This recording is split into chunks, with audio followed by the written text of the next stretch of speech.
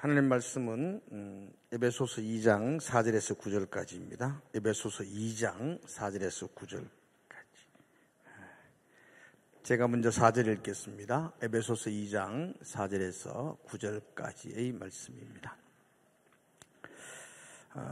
긍휼히 부성하신 하나님이 우리를 사랑하신 그 큰 사랑을 인하여 주는 우리를 그리스도와 함께 살리셨고 너희는 은혜로 구원을 받은 것이라. 또 함께 일으키사 그리스도 예수 안에서 함께 하늘에 앉히시니 이는 그리스도 예수 안에서 우리에게 자비하심으로써 그 은혜의 지극히 풍성함을 오는 여러 세대에 나타내려 하심이라. 너희는 그 은혜를 의하여 믿음으로 말미암아 구원을 받았으니 이것은 너희에게 난 것이 아니요 하나님의 선물이라.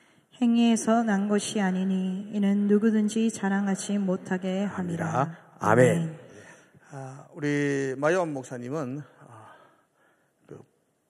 북한에서 고등중학교 교사로 섬기시다가 탈북을 하셔서 온누리교회에서 북한 사역을 하시고 지금은 새희망나루 교회를 섬기시면서 귀한 사역을 감당하고 있는 목사님이십니다. 우리 목사님, 제 말은 목사님 말씀 많이 들었으면 좋겠습니다. 우리 박수로 우리 환영하시기 바랍니다.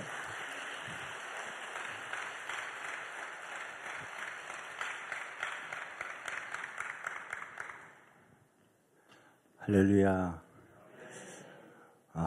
120년 넘는 정말 한국교회의 뿌리와 같은 이런 유서 깊은 교회에 저 같은 사람이 이렇게 서서 또 하나님의 은혜에 대해서 나눌 수 있는 것에 얼마나 감사한지 모르겠습니다. 저는 이렇게 역사가 오랜 교회 한국에 정말 몇 개 없지 않습니까? 근데 이 경상도 이 지역에 이런 유서 깊은 교회가 있다는 것을 오늘 처음 알았습니다. 그래서 하나님께서 정말 북한에서 있을 때 하나님이 어떤 분이신지 정말 교회가 어떤 기관인지 하는 것조차도 모르던 제가 하나님의 은혜로 이렇게 은혜의 자리에 설 수 있다는 것 자체가 너무 감사한 것 같습니다. 저는 오늘 여러분들과 함께 하나님의 은혜에 대해서 나누려고 합니다. 지금 저 같은 사람이 어떻게 이런 자리에 설 수 있겠습니까? 그리고 또 하나님의 은혜가 아니면 이 자리에 계시는 여러분들 어떻게 이 자리에 나올 수 있었겠습니까? 정말 은혜가 아니면 우리가 하나님을 만나고 하나님의 자녀가 된 것 설명할 수가 없을 것입니다. 방금 우리가 읽었던 에베소서 그 말씀을 보면 우리는 이미 영적으로 죽어 있었던 존재입니다. 죽을까 말까 하는 존재, 마지막 숨을 내쉬던 그런 존재가 아니라 이미 완전히 죽어 있던 존재라는 것이에요. 우리가 어떤 하나님의 은혜를 구하기 위해서 할 수 있는 일이 아무것도 없었다는 것을 의미합니다. 그러니까 우리가 하나님의 은혜를 찬양하는 것이죠. 하나님의 은혜가 아니면 정말 우리는 아무것도 아닌 존재들이었습니다. 특히 저와 같은 사람이 하나님의 은혜가 아니면 저와 같은 사람이 어떻게 목사가 되고 또 이 귀한 여러분들 앞에서 이렇게 하나님의 은혜에 대해서 말할 수 있겠습니까? 불과 한 20 몇 년 전까지만 해도 제가 상상도 할 수 없었던 그런 일들입니다.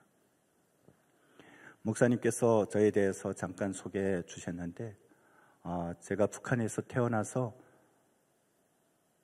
고등중학교 교사를 했었던 시간들이 있었습니다. 고등중학교에서 역사를 가르쳤어요. 근데 제가 한국에 와서 보니까 북한에서 제가 아이들에게 가르쳤던 그 역사들이 많이 잘못되어 있더라고요. 어떤 북한 우상숭배 그 체계를 세우는 데 있어서 어떤 필요한 부분들을 각색하고 그렇게 해서 가르쳤던 것을 알게 되고 제 자신부터 우리 역사관을 다시 세워야겠다 하는 그런 생각을 가지기도 했습니다. 방금 우리 다음 세대가 앞에서 하나님을 찬양하는 그 모습을 보면서 너무 감동했습니다. 정말 북한 아이들도 바른 교육을 받고 특히 하나님 안에서 그 영원한 나라를 소망하면서 그렇게 살아가면 얼마나 좋을까 하는 생각을 방금 앉아서 찬양을 부르면서 생각해 보았습니다. 그 아이들에게, 저희 제자들에게 굉장히 미안한 거예요. 제가 가르쳤던 학생들 중에 한 3명은 대한민국에 왔어요. 한국에서 만났어요. 한때 저희 교회에 또 나오기도 했습니다. 이제 40대 중반 그런 아줌마들이에요. 제가 이렇게 젊어 보여도 저도 나이가 좀 들 때로 들었습니다. 예, 어느 분들이 그러더라고. 북한 사람 또 이렇게 생겼냐? 이렇게 말하는데, 여러분 우리가 한민족이라는 것을 꼭 기억하시기 바랍니다. 북한도 우리 같은 한민족입니다. 제가 이제는 남한에 와서 20년 넘었기 때문에 남한물을 많이 먹어가지고 때로는 제가 누워서 생각해 보면 제가 북한에서 태어났는지 한국에서 태어났는지 막 헷갈릴 때가 있어요. 그럴 때마다 하나님께서 다시 저를 깨우쳐 주시고 고향을 잊지 말게 고향 생각을 기억나게 하시고 두고 온 가족들을 기억나게 하시고 또 북한 소식들을 통해서 그 땅을 위해서 기도하게 하시는 것 같습니다. 저는 우리 한국교회가 북한 회복의 주역이라고 확신합니다. 왜냐하면 하나님께서 우리 한국교회 가운데 주신 사명이기 때문입니다. 그래서 부족한 제가 오늘 이 시간에 여러분들 앞에 선 것도 하나님께서 그런 계획 가운데 세우신 것이 아닌가 생각합니다. 제가 북한에서 교사하면서 그 잘못된 것을 가르치면서 저는 그것이 긍지라고 생각했고 또 북한에서 계속해서 교육받은 대로 북한이 세상에서 살기 좋은 나라인 줄 알았어요. 어렸을 때부터 저희들은 어떤 세뇌 교육을 받았냐면 북한은 세상에서 제일 행복한 나라다. 그래서 아이들이 아까 우리 찬양을 부르던 아이들이 그만한 나이 때 그런 인지를 하면서 살아요. 우리는 행복해요. 그래서 태어나서부터 김일성, 김정일 초상 앞에 절을 하고 그리고 고맙습니다 인사를 하고 우리는 행복해요 이런 교육을 받으면서 살았어요. 그리고 북한 밖의 소식들에 대해서는 전혀 들을 수가 없고 그런 폐쇄된 사회에서 그렇게 가스라이팅을 당하면서 그렇게 사람들이 생각하는 거예요. 우리가 제일 행복하구나. 우리나라가 최고구나. 저도 오랫동안 그런 생각을 하면서 살았고 제가 교사가 되었을 때 20대 초반에 교사가 되었습니다. 북한 시스템이 이상하다 보니까 저 같은 사람이 20대 초반에 교사가 된 거예요. 고등중학교. 그러면서 그렇게 아이들을 역사를 가르치면서 제가 잘하는 줄 알았어요. 그런데 그때에 세상 밖에 대해서 눈을 뜨기 시작했어요. 북한 사람들은 북한 밖의 소식 그리고 북한에서 북한 주민들에게 들려주는 그 말 외에는 다른 것을 들을 수가 없습니다. 그런 채널도 없고 정말 북한은 우물 안의 개구리처럼 모든 북한 주민들이 눈이 있어도 볼 수가 없고 귀가 있어도 들을 수가 없고 그런 사회에서 살아온 것이에요. 그러면서 자기들이 어떤 삶을 살고 있는지조차도 잘 알지 못하면서 살아왔어요. 저 자신도 그렇게 했어요. 그런데 여러분 하나님의 때가 되니까 북한 땅 가운데 어떤 소식들이 그 틈을 비집고 들어오기 시작한 거예요. 그것은 북한하고 국경을 이웃한 중국으로부터 들어온 소식이에요. 북한 밖의 세상에 대해서 제가 눈을 뜨기 시작했습니다. 그때 제가 살고 있던 고향에는 중국 교포들이 사사여행 친척 방문으로 나오는데 실은 그 친척 방문이라는 이름 하에 장사하러 나온 거예요. 중국이 북한하고 사는 것이 한 80년대, 70년대에는 비슷비슷했는데 엄청 잘 사라지는 거예요. 그리고 엄청 그 사람들을 봤을 때 우리하고는 너무나도 다른 겁니다. 그 사람들은 그때 무슨 장점인 이렇게 등소평 막 호칭도 안 부르고 강택민 등소평 이렇게 말하는 거예요. 북한에서는 상상도 할 수 없어요. 북한에서요 김일성, 김정일 뒤에 호칭을 달지 않고 부르면 바로 감옥에 잡혀가는 거예요. 그러니까 사람 사는 것이 다른 것이 있구나라는 것을 그때 알았어요. 그리고 그들을 통해서 북한 밖에 소식들을 점점 듣게 됐죠. 그런데 저희가 알던 전혀 다른 세상이었습니다.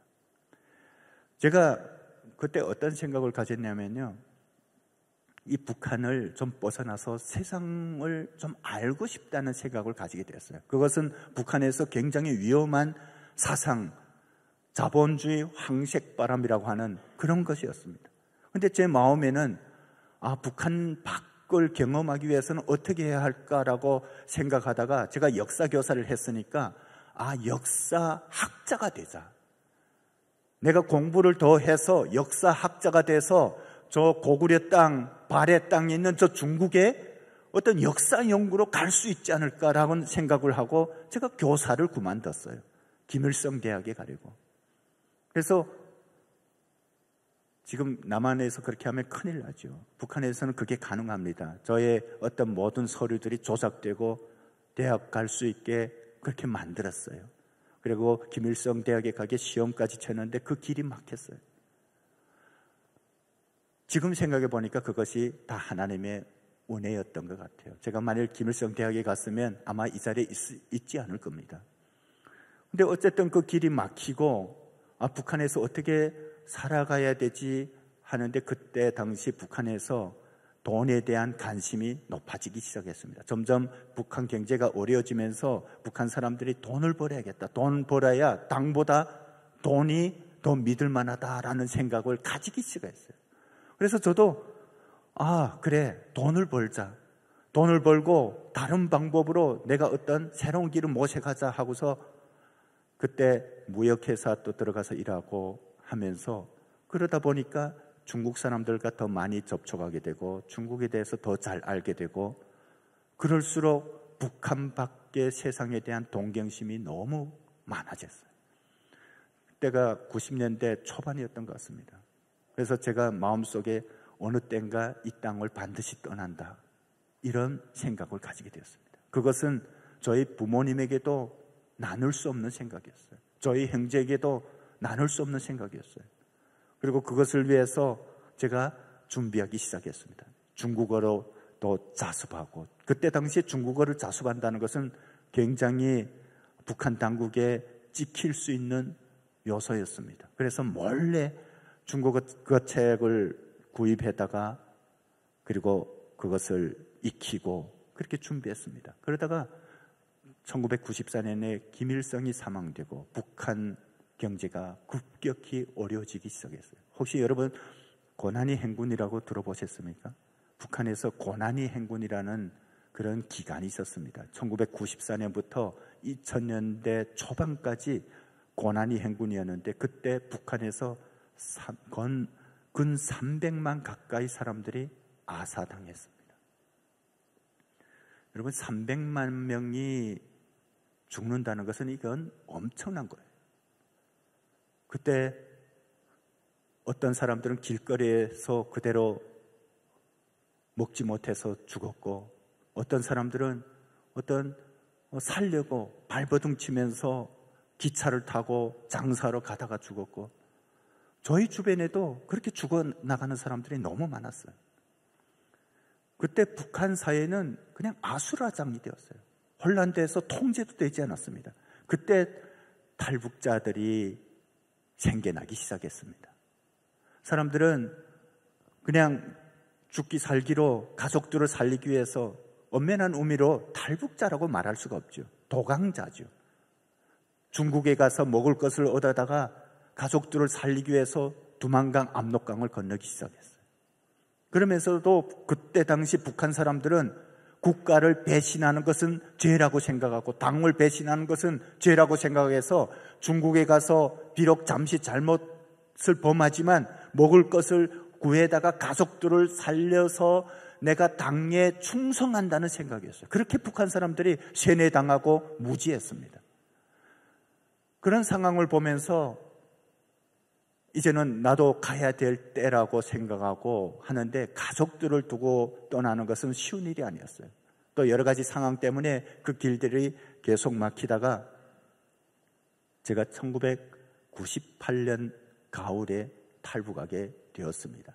그때 많은 사람들이 잠시 동안 중국에 가서 돈을 벌어오거나 물품을 얻어오기 위해서 도강을 하였지만 저는 북한 땅을 완전히 떠나기 위해서 탈북했습니다.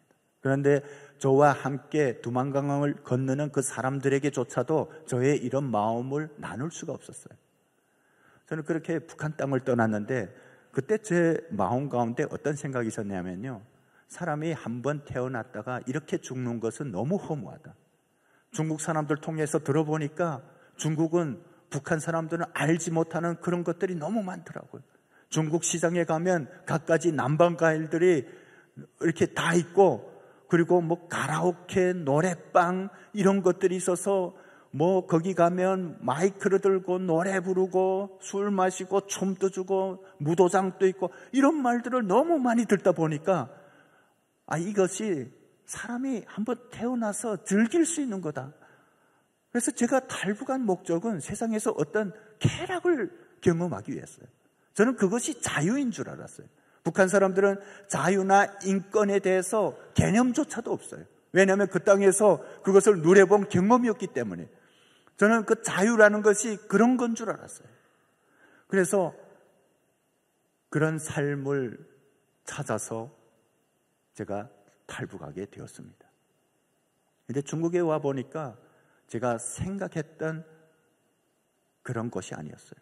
북한에서도 불안하지만 중국에서도 여전히 불안한 삶이 이어지는 겁니다. 왜냐하면 탈북자 신분으로 중국에서 사는 것은 굉장히 위험했습니다. 언제 체포돼서 북한에 북송될지 알 수 없는 거예요. 매일과 같이 많은 사람들이 잡혀서 북한에 북송되면 그 사람들이 북한 감옥에서 매를 맞고 어떤 사람들은 죽어나가고 그런 고통을 당하는 거예요.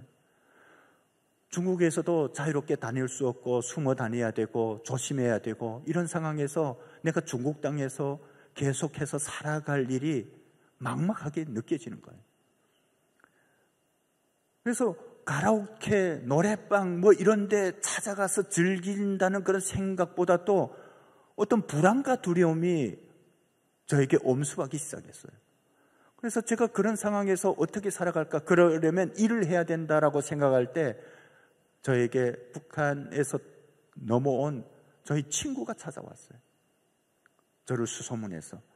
그래가지고 그 친구는 중국을 그냥 이렇게 뒷집에 마실 나가는 것처럼 그렇게 자주 다니던 친구였어요.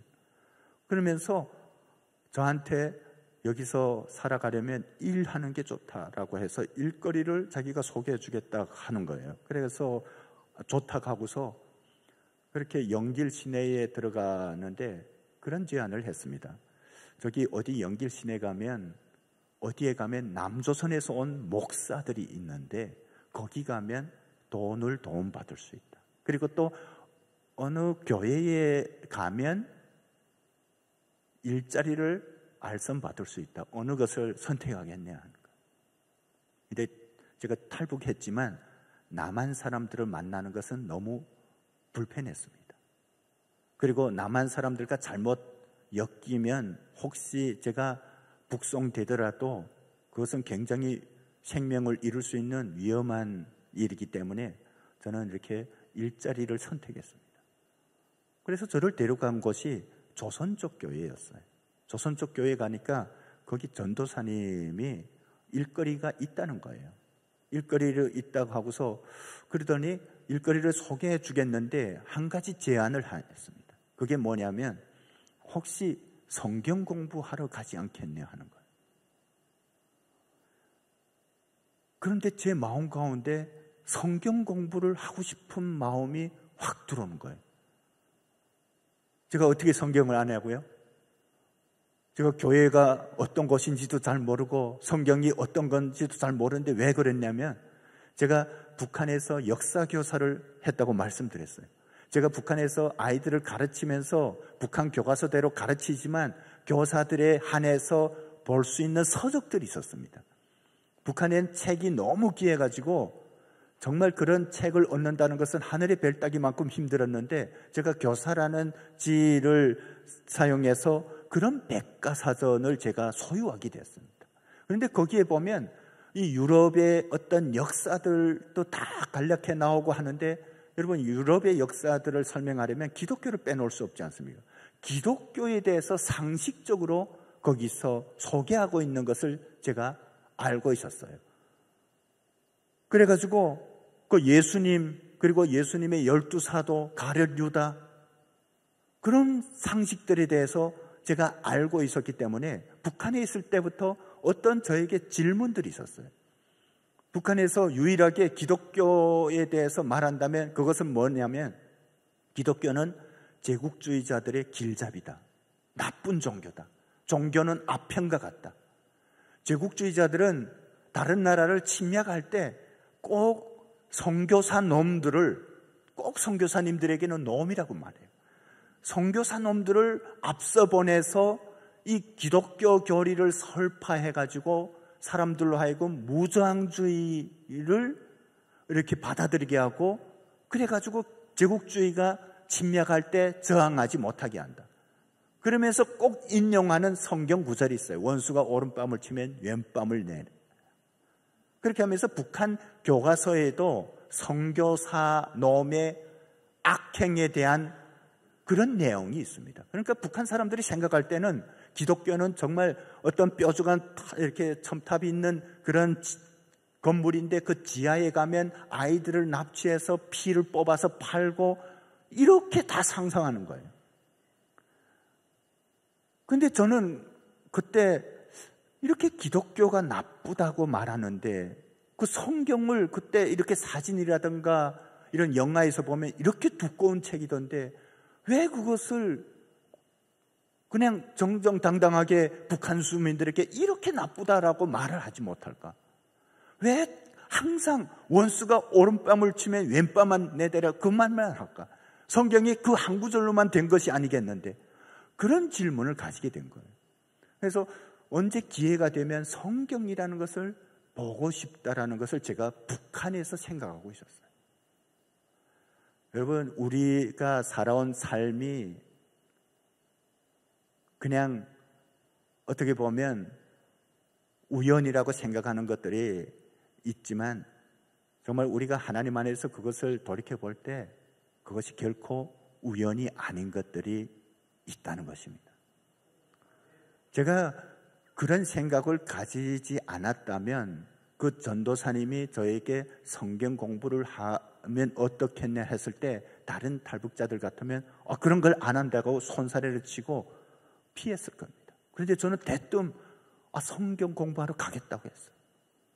한편으로는 그런 생각도 있었습니다. 중국에서 탈북자로 살아가는 것이 불안하기 때문에 이런 성경 공부를 하면 어떤 신학교인 줄 알았어요. 중국에서 공식적으로 하고 있는 신학교고 거기에 가면 제 신분이 보장되고 보호되는 줄 알았어요. 그래서 저희를 데리러 온 그분을 기다리다가 한 분이 데리러 왔을 때 그분을 따라서 중국 길림성에 있는 길림시라는 곳에 갔습니다. 밤에 도착하고서 밤 12시 그때 캄캄한 밤에 어떤 건물에 들어가더니 그 7층인가 되는 곳에 올라가더라고요. 그래서 밤에 들어갔을 때 거기 들어가서 저는 거기 어떤 기숙사인 줄 알았어요. 그 자고 아침에 일어났더니 거기는 기숙사가 아니고 저와 같은 탈북자 형제들이 한 4-5명이 거기 있는 거예요. 그리고 남한에서 온 선교사님 3분이 계시는 거예요. 그때 처음 남한 분을 만났습니다. 근데 굉장히 이렇게 거부 반응이 있을 줄 알았는데 전혀 그렇지 않더라고요. 그래서 우리는 역시 한민족이고 한핏줄이구나 이런 생각을 하면서 속았구나 이런 생각을 동시에 가졌어요. 왜냐하면 거기는 기숙사가 아니라 거기가 지금 성경 공부하는 사역장이라는 거예요. 그래서 돌아가야겠다 라고 생각을 하고 있었는데, 한편으로는 여기까지 왔는데 기차를 타고 몇 시간 동안 성경을 한번 보고 가야겠다라는 마음이 교차되었습니다.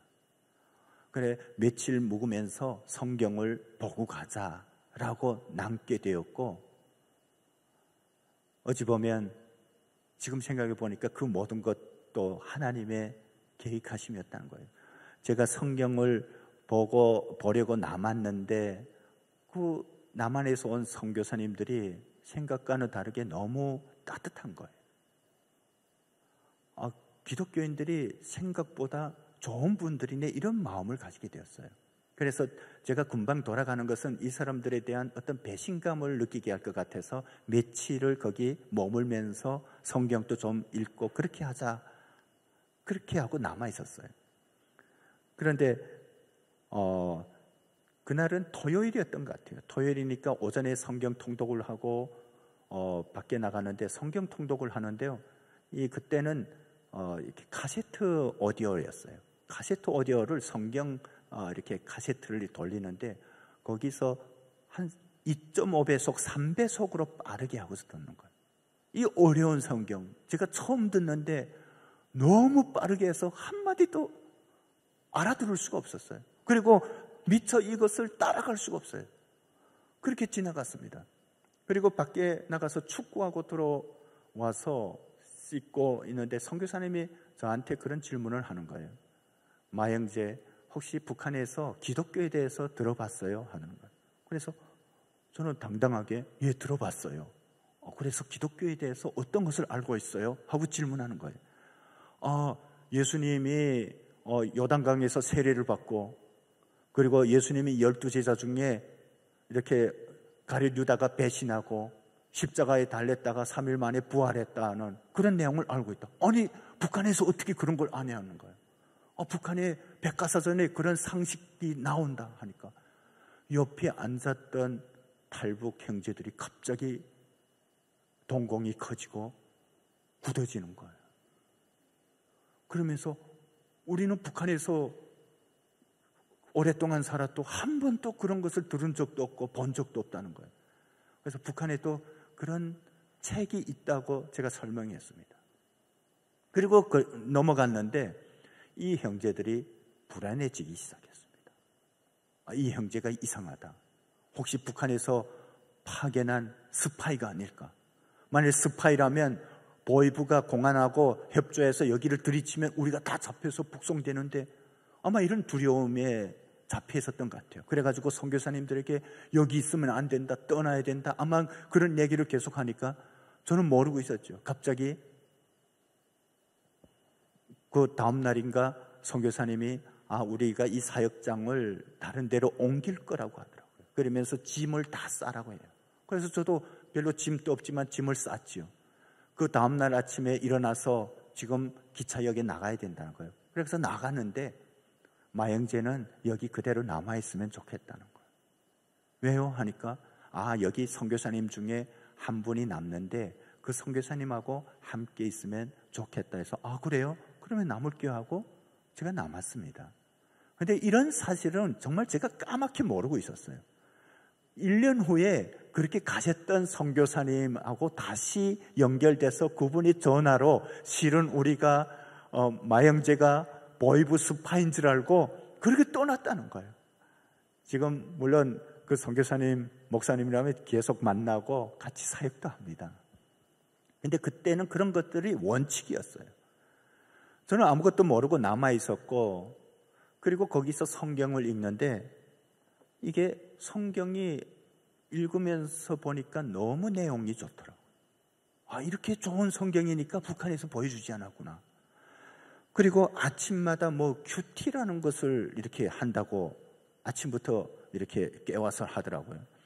근데 큐티를 하는데 사도행전을 했습니다. 사도행전 하는데 이게 성경이 그냥 역사책이네. 너무 잘 이해되는 거예요. 재밌는 거예요. 그래가지고 신앙은 아무것도 없으면서 이걸 이렇게 하고 막 나눴어요. 그러니까 옆에 있는 조선족 사역자가 이상해서 보더라고요. 어쨌든 그렇게 하고 있는데 제 마음에는 이것에 대한 어떤 부정적인 생각이 올라오기 시작했습니다. 성경을 읽을수록 너무나도 난제한 그런 부분들이 이렇게 보이기 시작하는 거예요. 특히 이 구약의 창세기, 출애굽기 읽을 때는 이것을 어떻게 그때는 20세기였습니다. 20세기를 살아가는 사람들이 이걸 차마 믿는 건 아니겠지. 제 마음에는 이 종교라는 것은 선교사님들은 그냥 이분들도 어떤 이성이 있고 어떤 지성을 가진 사람들이라면 이게 아닌 건 너무 분명하잖아. 이걸 믿을 수는 없어. 그냥 믿는 척 하겠지. 이분들도 이것이 어떤 직업인가 보다. 이걸로 밥 먹고 살기 때문에 그냥 믿는 척 하는가 보다. 저는 그렇게 생각했어요. 그래가지고 저에게 사명감이 생겼습니다. 이것을 밝혀내야겠다. 그래가지고 제가 그걸 밝히기 위해서 열심히 같이 통독했어요. 그러면서 거기서 이렇게 뭐 홍해바다가 갈라지거나 뭐 태양이 멈춰서거나 어쨌든 그런 구절들을 다 체크해가지고 그것을 계속 질문했어요. 이게 어떻게 과학적으로 가능하냐? 이것을 진짜 이렇게 선교사님이 믿습니까? 저는 그것이 실토하기를 원했어요. 선교사님이 솔직히 그걸 어떻게 믿어? 그냥 그렇게 이해하는 거야. 이렇게 그런 대답을 받아내려고 계속 했는데 그런 실토를 안 하는 거예요. 아침에 일어나서 저희가 예배를 드리고 아침밥을 먹고 그리고 성경 통독을 12시까지 하고 점심밥을 먹고 또 오후에 성경 통독하고 저녁을 먹고 또 예배를 드리고 그것이 저희 일상이었어요. 그렇게 몇 개월 지났는데 저에게 믿음이 생기지 않았어요. 성경은 너무 좋은 말들이 많은데 이것을 믿는 것은 너무 힘들었어요. 그리고 하나님이 살아계신지도 정말 의문스러웠어요. 그런데 거기다가 그 사역장에서 한 달에 3일씩 금식시키는 거예요. 제가 북한에서도 굶어본 적이 없는 사람이에요. 왜 여기까지 와서 금식시키는지 이해할 수가 없었어요. 그래가지고 그때 신앙이 없었으니까 금식한다 그 시간이 오면 밖에 나가서 몰래 음식을 사다가 그 저의 방에다가 다 이렇게 감춰놓고 있다가 낮에는 금식을 다 하니까 따라가야 되지 않습니까? 그래서 힘든 척 내색을 하고 밤에 들어가서 제 방에 들어가서 밤에 열심히 먹고 또 다음 날에 또 낮에는 금식을 그런 걸 뭐 간헐적 단식이라고 하죠. 그런데 저뿐만 아니었어요. 그때는 저 혼자 아니었고 그 조선족 형제들도 들어와 있었고 그 다음 탈북자들도 더 와서 여러 명이 됐는데 저희가 금식 시간 전에 거기 뭐 두부도 사놓은 것도 남은 게 있고 밥도 나머지 있고 하면 아침에 일어나면 다 없어지는 거예요. 그러니까 결국은 선교사님 혼자서 열심히 금식하는 거예요. 그걸 다 알지만 그냥 그 선교사님이 모르는 척 해주는 거예요.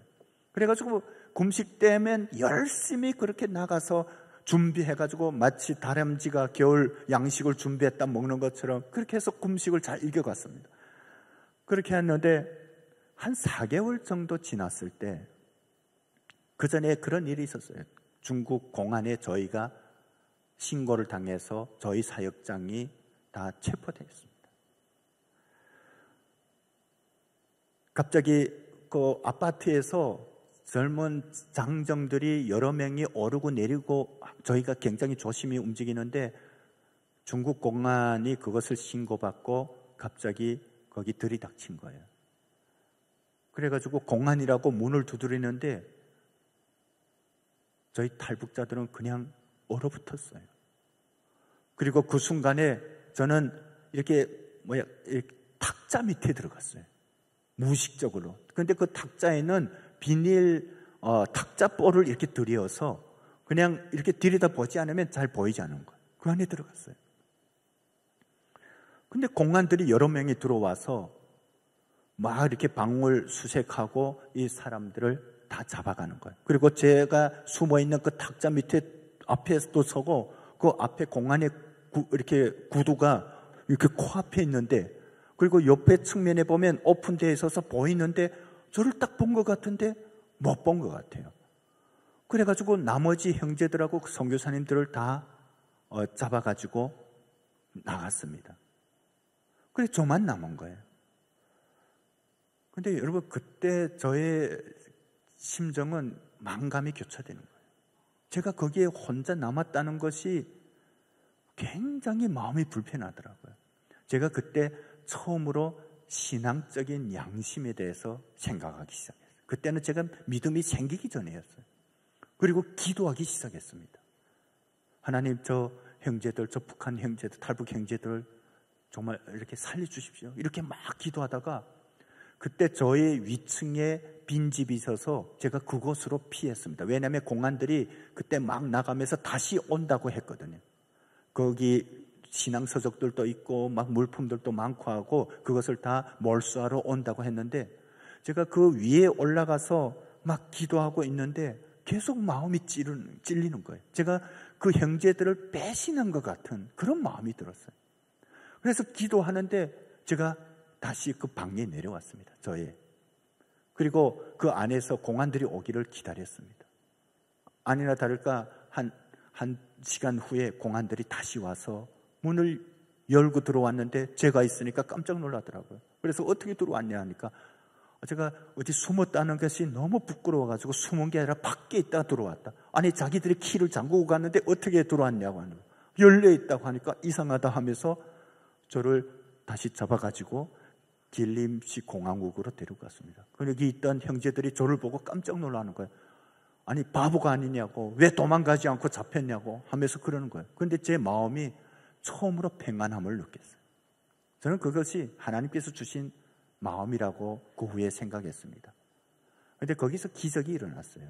공안들이 신문하고 하는데 우리 탈북자들이라든가 조선족들이 다 뭐 조선족이다, 연변에서 왔다 이렇게 하는데 그것을 그대로 믿고 저희들을 다시 내보내는데 사역장에다가 3일 동안 억류하고 그 가운데서 또 탈북자들은 또 공안들이 눈을 피해서 도망갔는데 저는 또 그것 때문에 남은 사람들이 피해 당한 것 때문에 도망가지 않고 남아 있었어요. 그랬더니 하나님께서 거기서 살려주신 거예요.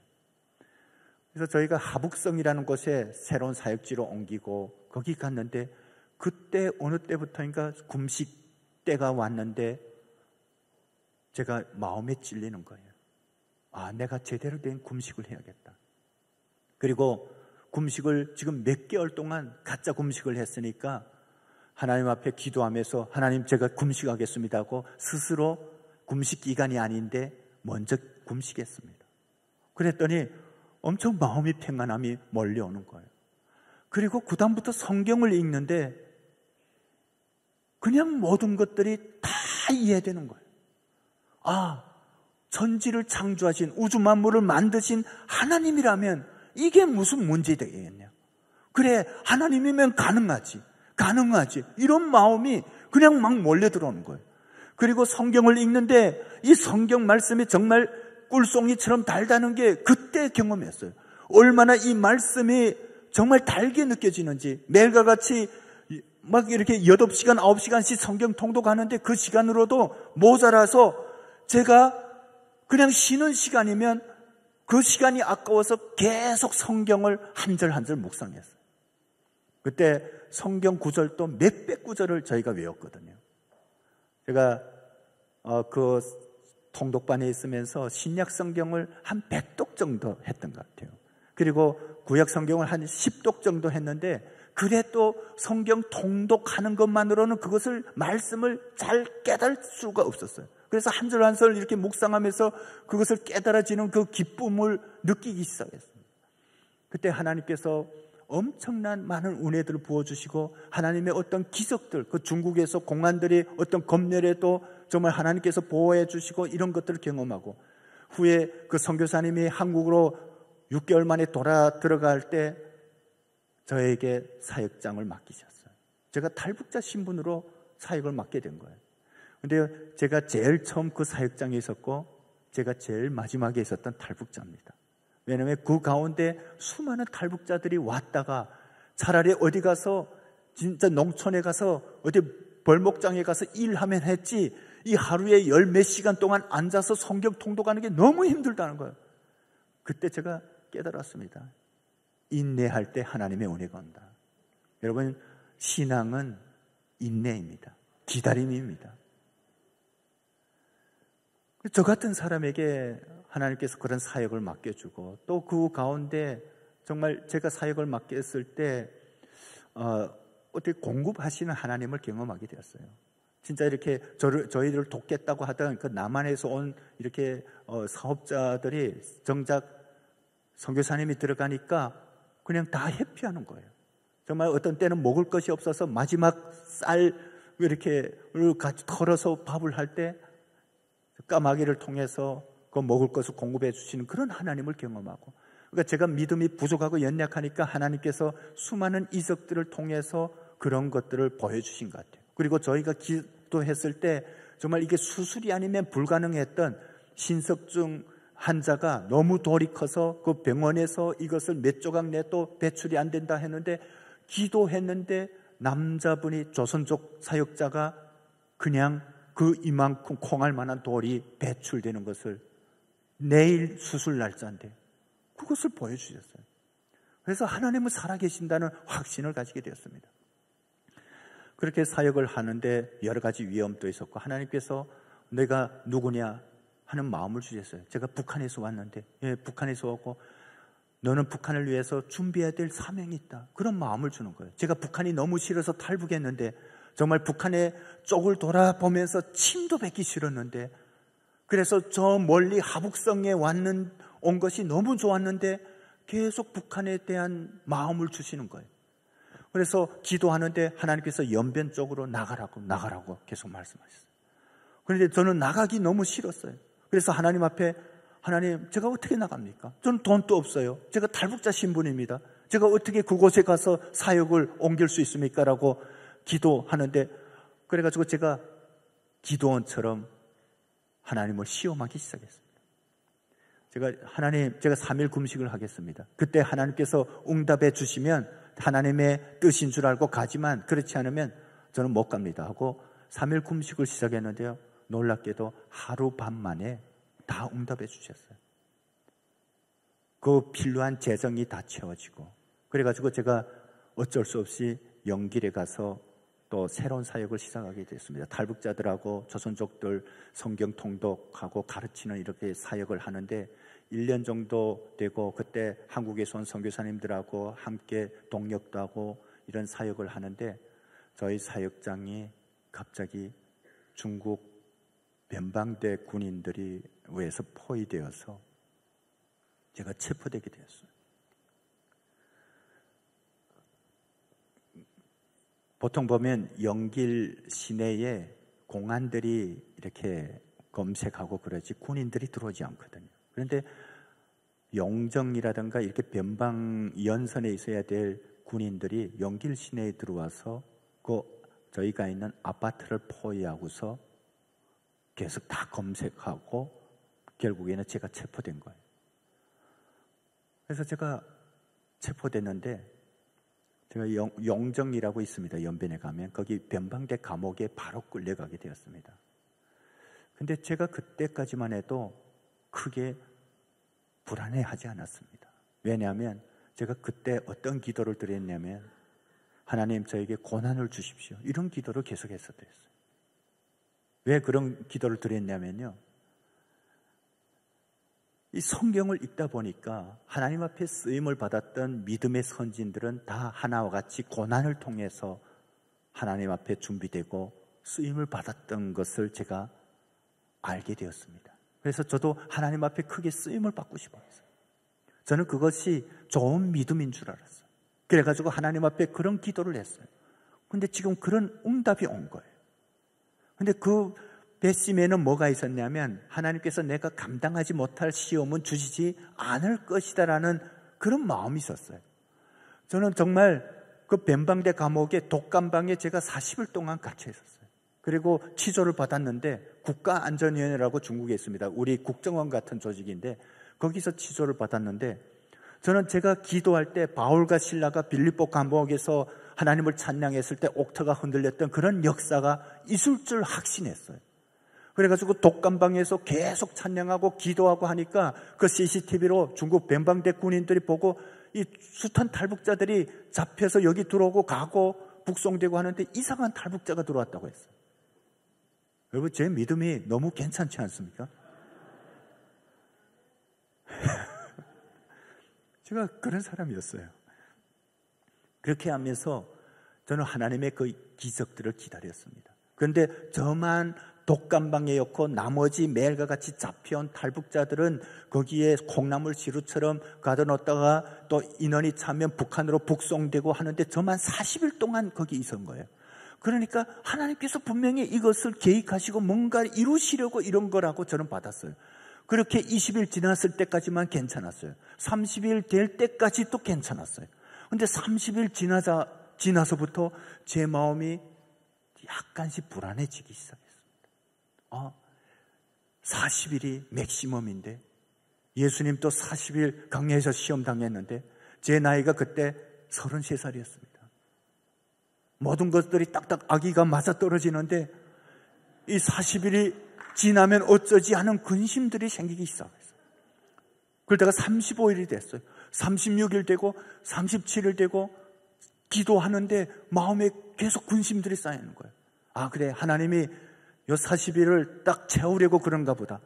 더 리얼하게 뭔가를 보여주시려고 그러는가 보다. 39일째 기도하는데 변방대 소장이 저를 나오라고 하더니 내일 북한으로 북송된다는 거예요. 제가 그때 처음으로 그런 경험을 했어요. 그때까지 밤에 단 10분도 잠을 못 잔 일을 제가 그때까지 살면서 한 번도 경험해 보지 못했는데 그날 밤 정말 한 잠도 못 잤어요. 그러면서 기도가 이상하게 바뀌더라고요. 하나님 왜죠? 하나님 어찌 된 거예요? 이게 뭡니까? 무슨 상황입니까? 기도가 아니라 이상하게 제 입에서 계속 이런 말들이 나오더라고요. 그러면서 애써 저를 위안했어요. 그래, 하나님이 너무 여기서 그대로 내보내면 밋밋하지 않습니까? 그러니까 더 극적인 상황을 통해서 하나님의 살아계심을, 역사하심을 보여주시려고 그런가 보다. 그래가지고 나갔는데 아침에 일어나니까 성에서 무장군인이 2명이 온 거예요. 그 전까지 저는 그런 것을 상상했습니다. 막 이렇게 가다가 북한까지 가려면 한 100리 차를 타고 가는데 가는 도중에 제가 잠깐 이렇게 화장실 좀 갈 수 있습니까? 하면 가라 하면 거기서 막 드라마처럼 탈출하고, 실은 약간은 거기 있었던 밖에 있는 지인들이 그렇게 해가지고 변방부대하고 또 약간은 그런 약속들이 되어 있었던 거예요. 그런데 거기에 변수가 생긴 것이 성에서 무장군인들이 들어온 거예요. 저 때문에. 저는 제가 그렇게 대단한 사람인 줄 처음 알았어요. 그래가지고 그런 일은 일어나지 않았어요. 저는 수세하고 족쇄를 차고 국경연선까지 나갔고 거기서 아무런 그런 기회를 잡지 못하고 그냥 북한 쪽에 넘어가게 되었어요. 대낮에 해령 시내에 가서 수세를 타고 걸렸는데 제 모습이 너무 비참했습니다. 아이들이 손가락질하며 배신자, 반역자 이렇게 하는 거예요. 그러면서 그 아이들이 너무 불쌍하기도 하더라고요. 저 아이들이 이런 사회에서 아무것도 모르고 그리고 우리를 배신자라고 하는데 너무 이렇게 북한이 어둡게 느껴지더라고요. 그러면서 그런 속에서 내가 수세를 차고 걸어가는 제 모습도 너무 불쌍하게 여겨지는 거예요. 그러면서도 제가 그때까지만 해도 신락 같은 희망을 놓기 싫었습니다. 그래서 하나님께서 중국에서 살리시면 그래, 너무 그것도 밋밋하게 느껴지니까 북한 보위부에서 어떻게 나를 살리실 계획을 가졌을지도 몰라. 그런 일말의 기대를 가지고 제가 해령 보위부 감옥에서 한 15일 동안 지절받는데 매일과 같이 탈북자들이 북송돼서 콩나물시루처럼 놓을 자리도 없고 하는데 그 지옥과 같았어요. 그러면서 하나님 앞에 기도하는데 기도가 잘 나오지 않았어요. 그래 또 어쩌겠습니까? 그 하나님을 실망시키면 안 되니까 하나님 어떻게 기적을 일으켜 달라고 계속 하는데 15일째 됐는데 저를 취조하러 불러내더니 그 보위부 부장이 그 자리에 온 거예요. 보위부 부장이면 그 보위부에서 제일 높은 사람이에요. 저를 취조하기 위해서 그런 사람은 오지 않거든요. 그러더니 솔직하게 말해라. 우리가 너를 다 안다. 이렇게 하더라고요. 제가 그때까지만 해도 어떤 말들을 계속 되뇌냐면 저는 그냥 돈을 벌자고 중국에 가서 일하다가 그냥 잡혀왔다. 이런 말을 계속 반복했어요. 그런데 이 보위부장이 옆에 있는 직원에게 가서 이놈이 자료를 가져와 하더니 조금 있다가 북한 A4 용지로 이렇게 묶음을 가져오는 거예요. 그러면서 그것을 펼치면서 말해주는 거예요.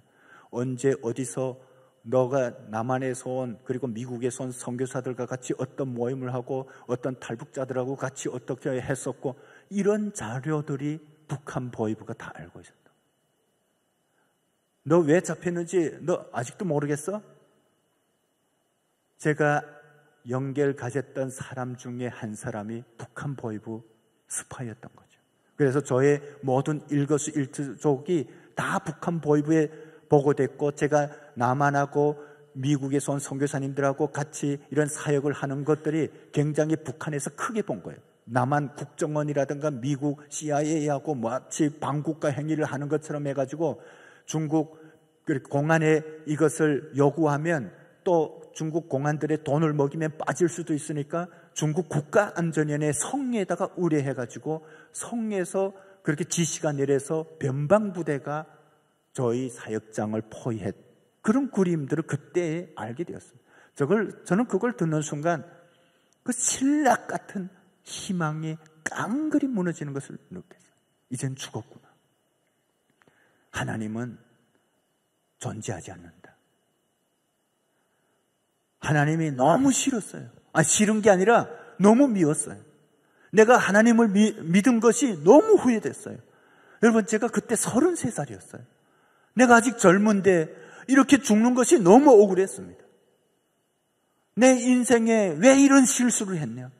그래 또 그냥 중국에 갔다가 잡혀오면 살 희망이라도 있는데 너무 억울했어요. 눈물도 안 났습니다.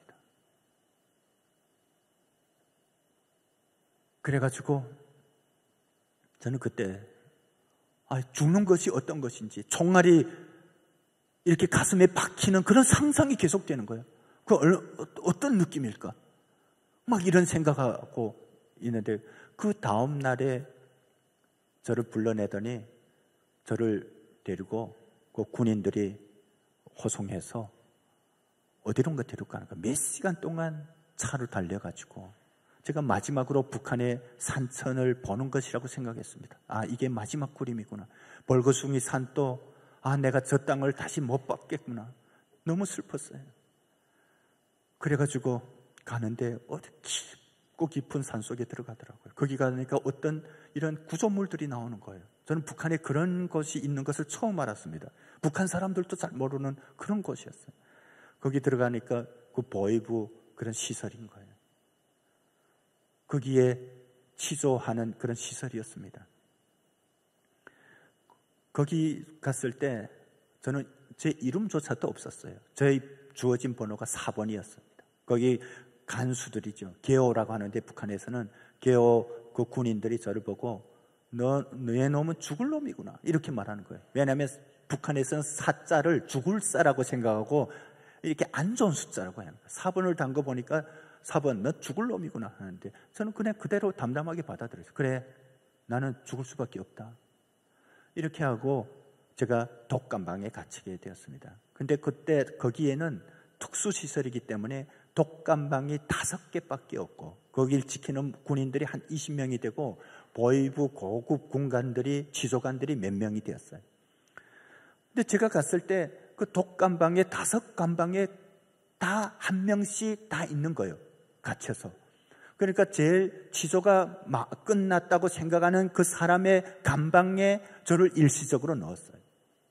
근데 북한 감방은요, 이 남한 교도소하고는 전혀 다릅니다.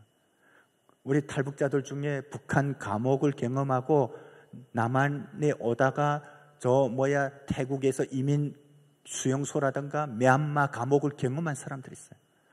거기 굉장히 열악하거든요. 그런데 그 사람들이 그렇게 말합니다. 북한 감옥에 비하면 미얀마 그 목인데 물어뜯기고 벌레들이 물어뜯기고 이런 곳이 호텔이야 이렇게 말해요. 여러분, 북한 감옥에는 말 그대로 지옥이에요. 그 어둑시근한 작은 감방에 한 남성이 앉아 있었습니다. 근데 북한 감옥에서는 말할 수가 없어요. 움직일 수가 없어요. 그 분이 벽을 보고 앉아 있었습니다. 제가 들어갔을 때 그 뒤에 앉았는데 제가 뒤에서 컴컴한 그곳에서 봐도 그분이 너무 힘든 상황이라는 것이 금방 알 수가 있었어요. 왜냐하면 뒷모습만 봐도 그냥 목이 앙상하게 남았어요. 얼굴도 볼 수가 없죠. 그러다가 그 밤에 또 여기 벽을 보고 앉아 있어야 되거든요. 움직이면 안 되고 얼방자를 틀고. 그러다가 그분의 얼굴도 잘 못 보고 있다가 그 다음 날 있는데 그 간수들이 취조가 끝났으니까 불러내더라고요. 나가서 노동을 시키려고. 노동하러 몇 시간 있다가 이분이 다시 들어와서 그냥 그 옷이 먼지 흙 이렇게 흙이 많이 묻고 하니까 간수가 거기 있는 그 화장실도 화장실 같지 않은 그런 것이죠. 오픈된. 거기서 옷을 벗고 털으라고 하더라고요. 근데 이분이 옷을 벗는데 뒷모습을 봤는데 저는 경악하지 않을 수가 없었어요. 허벅지가 그 아프리카에서 기아로 죽어가는 그 한줌인 거예요. 제가 그걸 보니까 너무 슬픈 거예요. 나도 이제 저렇게 되겠구나.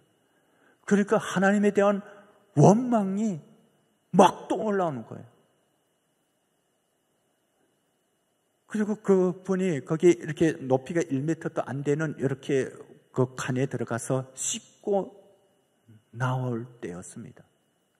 저는 그 사람의 얼굴을 보지 않아도 슬픔과 원망과 고통이 그냥 이지러져 있을 것이라고 이렇게 상상했는데 제가 깜짝 놀라지 않을 수가 없었어요.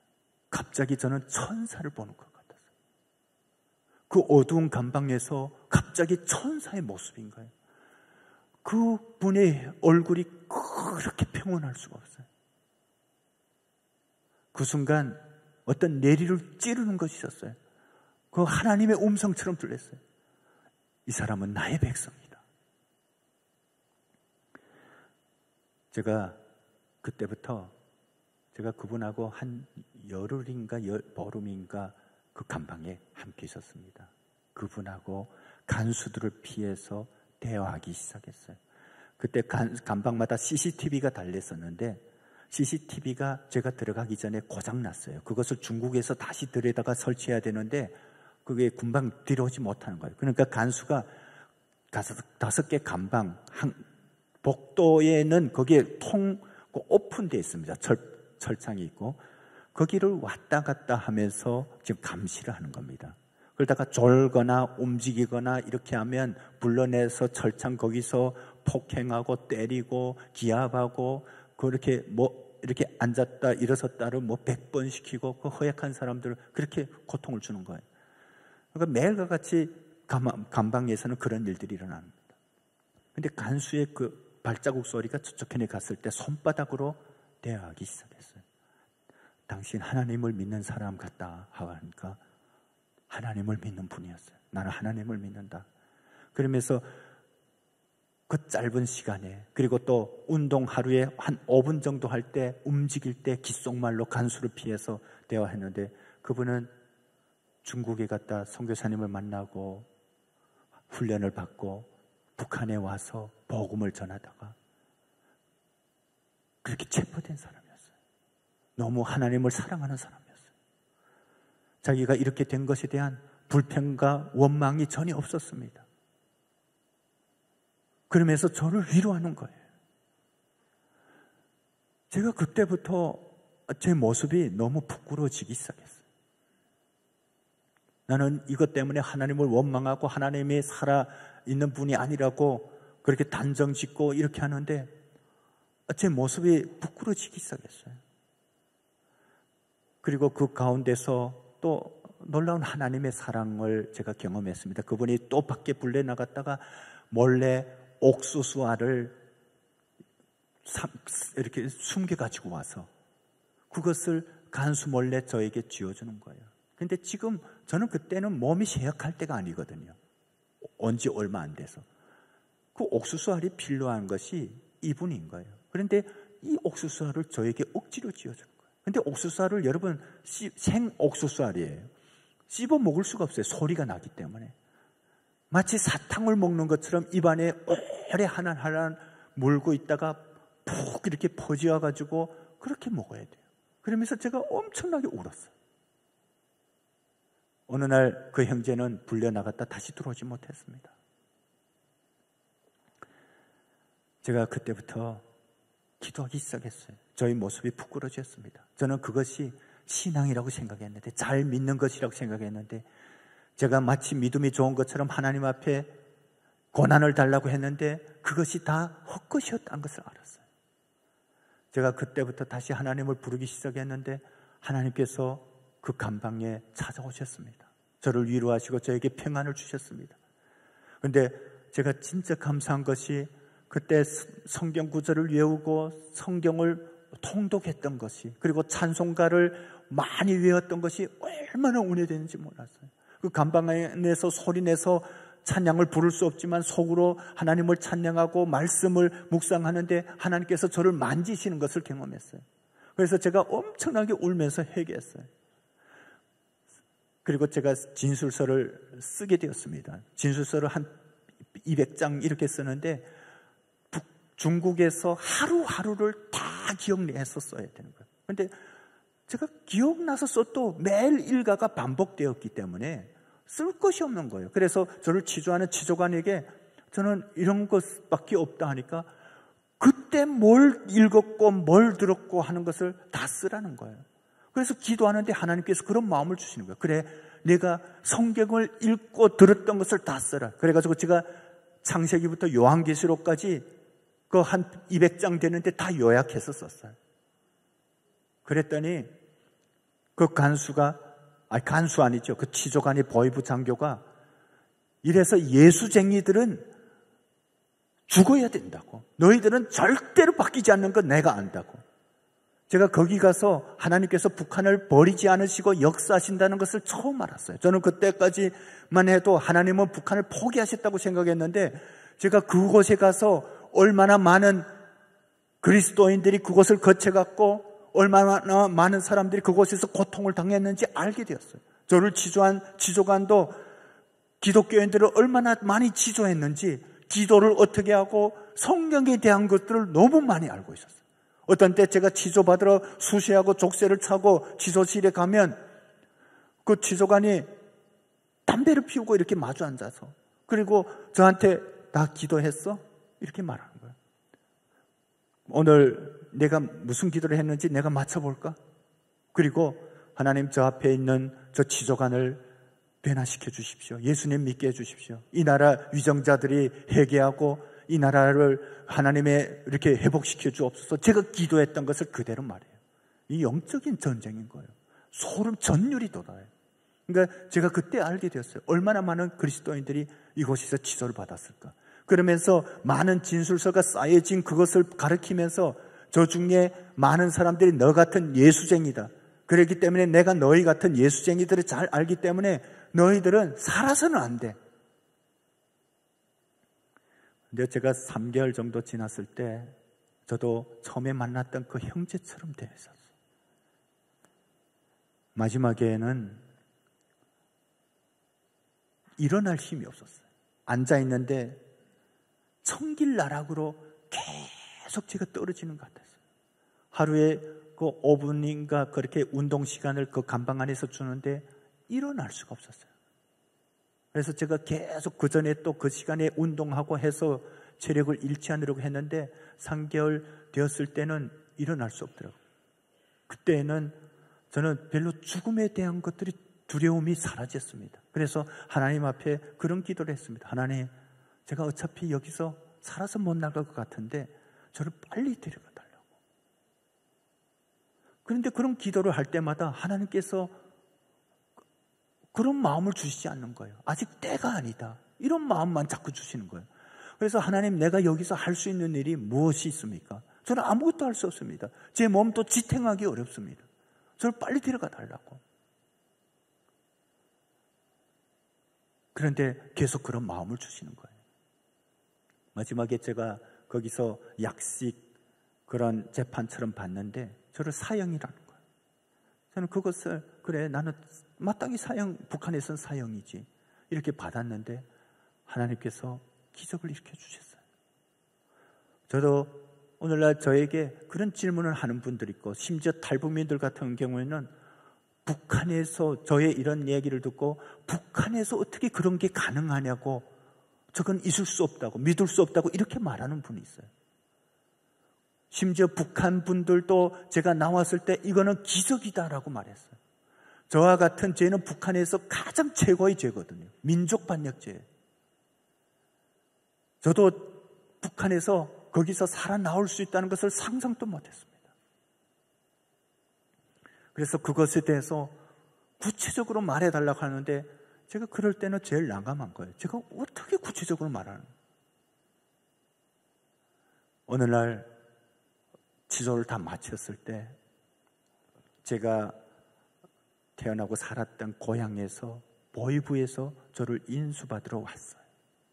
저는 그때까지도 몰랐습니다. 저를 고향에 데리고 갔다가 거기서 정치범 수용소 보내지 않으면 사형은 아닌 것 같다라는 느낌을 받았어요. 그런데 정치범 수용소 보내지 않으면 그럴 것이다라고 갔는데 저희 고향의 보이부에 가서 또 치료를 받는데 문제는 그 보이부에서 치료를 받고 마지막에 인계할 때 저에게 여기서 있었던 일체의 상황들을 군 보이부에서 치료를 받을 때 절대로 말하면 안 된다라고 이렇게 다 지장을 찍었어요. 그게 기밀이래요.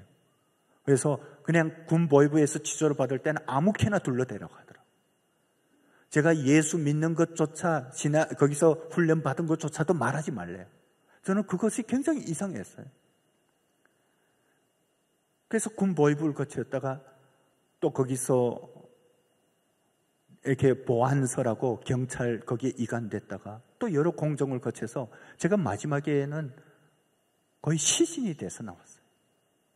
그 마지막에 여기 경찰서를 걸쳐서 그 지역 경찰서 여기 보면 뭐라고 하는가요? 예, 파출소. 그 지역 파출소인데 거기는 감방이 없어서 창고 같은데 저를 넣었는데 거기서는 식사를 여러분 북한 그 감옥에서의 식사는 식사가 아닙니다. 제가 거기 있을 때 잠깐 말씀드릴게요. 옥수수 밥을 줘요. 그리고 국을 줍니다. 그거는 잘 주는 겁니다. 그 보이부기 때문에 그렇게 주는데 그냥 옥수수 밥에 그냥 콩알 만한 돌멩이들이 섞여 있는 것은 그냥 보통이에요. 그거는 괜찮아요. 치아가 상하죠. 그리고 그 옥수수 말하자면 그거 속 있잖아요. 그것도 같이 막 타개서 하다 보니까 그 옥수수 껍질이 우리가 별밀로 먹는 잘 옥수수가 아닙니다. 사료용 옥수수를 하는데 거기에 쥐똥들이 엄청 많이 섞여 있어요. 창고에서. 근데 그 쥐똥들이 밥을 하느라고 이렇게 퍼져가지고 여러분 내일 아침에 또 식사를 못 하실까 봐. 근데 그것이 전혀 더럽지 않았어요. 그리고 국은 무 말림을 이렇게 말렸다가 소금에다가 이렇게 삶아서 주는 거예요. 근데 거기 안에 있는 사람들은 그것도 없어서 허겁지겁 이렇게 마시는데요. 그 감방에 갇혔을 때 신앙이 없는 사람, 예수님을 모르는 사람들이 제일 먼저 영양실조가 걸려요. 여러분, 영양실조가 걸리면 항문이 벌어지고 그런 사람들은 또 이렇게 막 붓기가 올라오고 죽습니다. 그런데 그런 사람들이 신앙이 없으니까 계속 먹는 생각을 하다 보니까 먼저 영양실조가 걸리는 거예요. 근데 그런 사람들이 국을 주면 그 아무런 영양가 없는, 뭐것도 아무 의미가 없는 그 국을, 그 뜨거운 국을 받자마자 마셔버립니다. 그리고 거기 간수가 나눠주다가 밑에 더러운 바켓에다가 이렇게 해가지고 나눠주는데 그 밑에 나머지를 다시 달라고 이렇게 측은하게 바라보면 그걸 받기 위해서 먹는 거예요. 근데 저는 계속 기도를 하면서 그 뜨거운 국을 먹으면 입안이 다 상하고 그리고 장기가 상하는데 저는 막지 않았어요. 그런데 어느 날 제가 이렇게 졸지도 않고 다른 사람들은 매일과 같이 매를 맞고 기합을 당하는데 저를 보고 저 사번처럼 모범적을 해야지 하면서 이러는 거예요. 근데 제가 졸지 않은 게 아닙니다. 저도 몸이 쇠약해지니까 계속 졸았는데 졸 때마다 이렇게 몸이 허약하니까 고개를 떨구게 되는 거예요.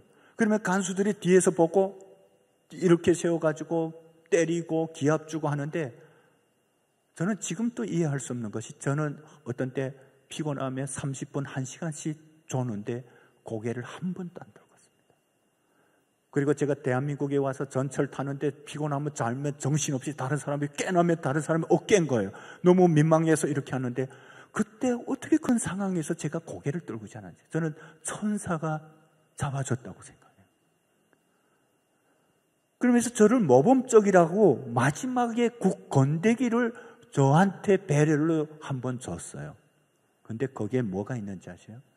벌레들이 말라서 죽은 벌레 시체들이 가득 섞여 있는 거예요. 그것도 단백질 요소라고 거기 있는 사람들은 하나도 다 마셔요.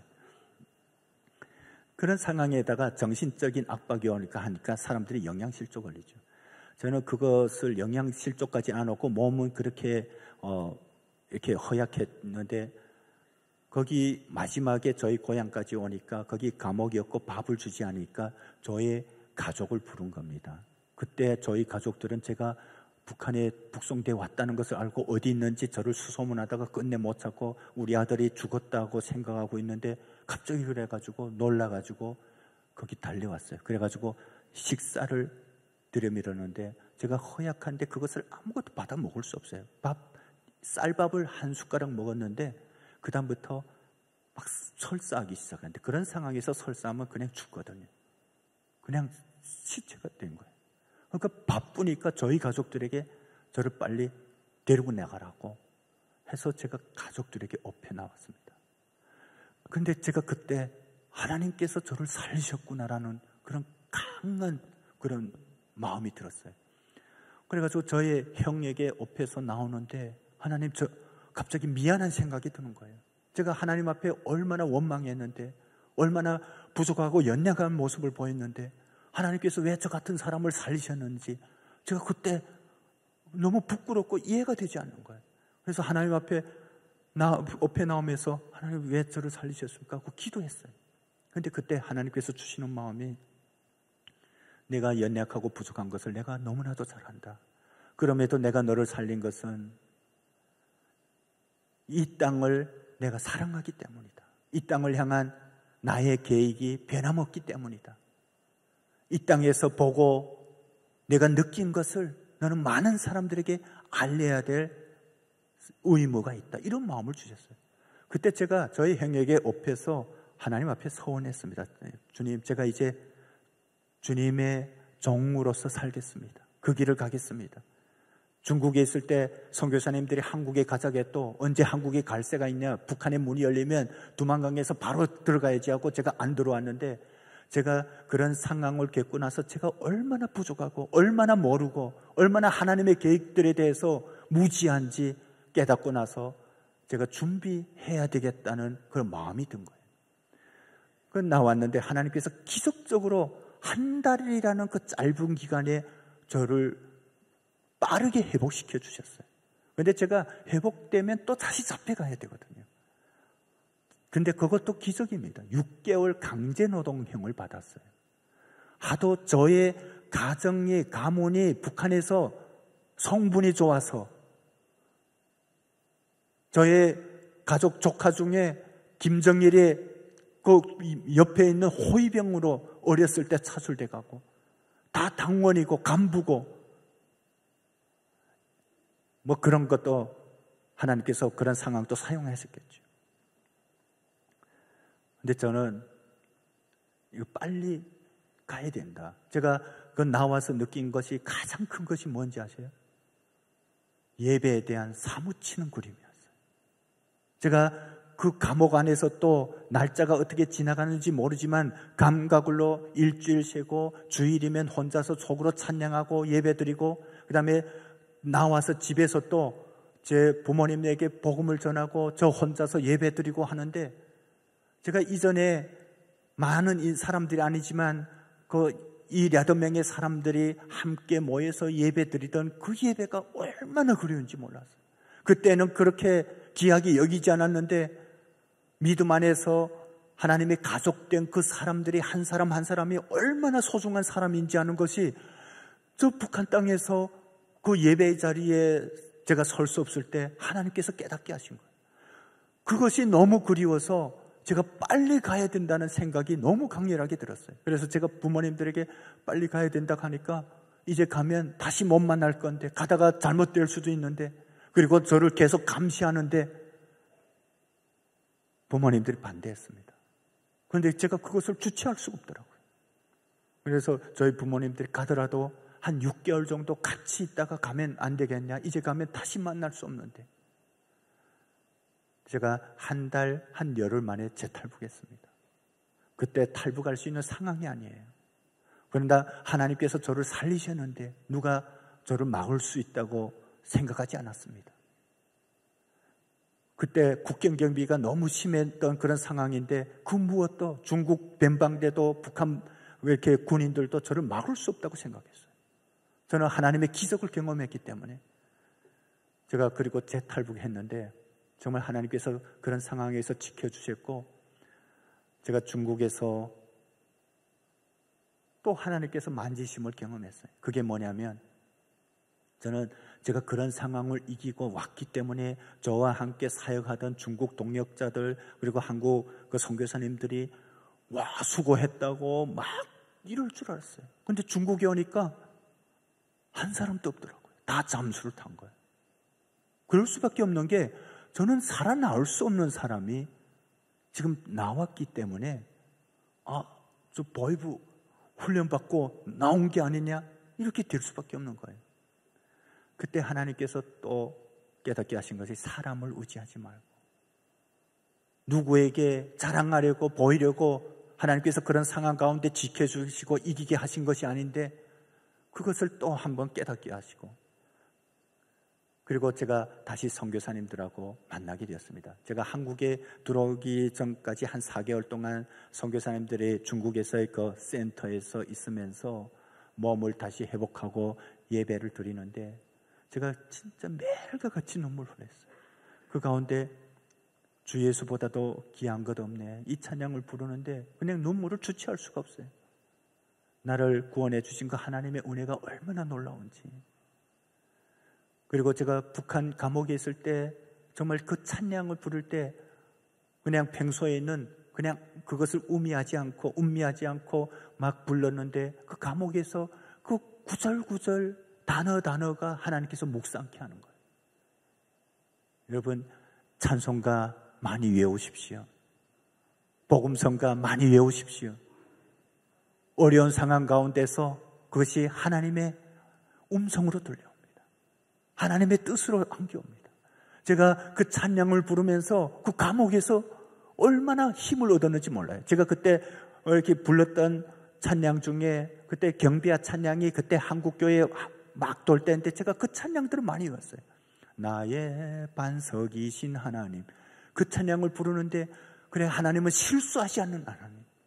내가 지금 북한 보일부 어떤 악의 종점 같은 그곳에 있지만 나와 함께 하시는 하나님. 이 모든 상황도 주관하시고 역사하시는 하나님. 그 반석 같은 하나님을 내가 믿는다는 것. 그 소절 하나하나가 얼마나 큰 힘이 되는지 몰라요. 그리고 이렇게 나왔을 때 그 눈물을 주체할 수가 없더라고요. 그리고 그 예배 드리는데 그 기쁨이 그 하나님 앞에 예배자로 서는 것이 얼마나 놀라운 것인지 하나님께서 그때 경험하게 하셨습니다.